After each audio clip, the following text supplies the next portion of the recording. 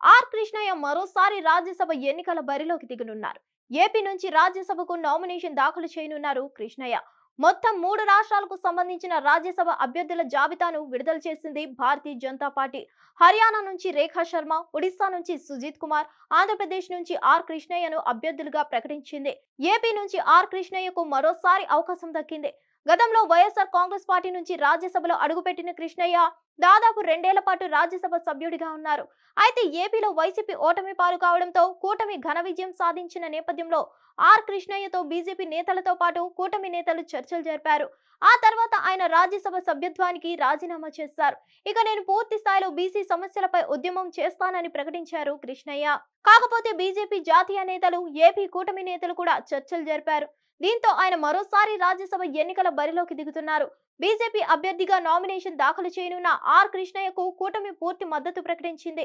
ఇక దేశంలోని 4 రాష్ట్రాల్లో ఖాళీ అయిన 6 రాజ్యసభ స్థానాలకు డిసెంబర్ 20న ఉప ఎన్నికలు జరగనున్నాయి. ఆంధ్రప్రదేశ్లోని 3 స్థానాలు, ఒడిశా, పశ్చిమ బెంగాల్, హర్యానాలోని ఒక్కో స్థానానికి ఎన్నికలు నిర్వహించనున్నారు. ఈ మేరకు కేంద్ర ఎన్నికల సంఘం ఇప్పటికే నోటిఫికేషన్ కూడా విడుదల చేసింది. హిట్ టీవీ యాప్ ని డౌన్లోడ్ చేసుకోండి. ఇందులో short news, live news, entertainment movies అన్ని అవైలబుల్ గా ఉన్నాయి. Please download Hit TV app. Hit TV app. Hit TV యాప్ని ఫ్రీగా డౌన్లోడ్ చేసుకోండి.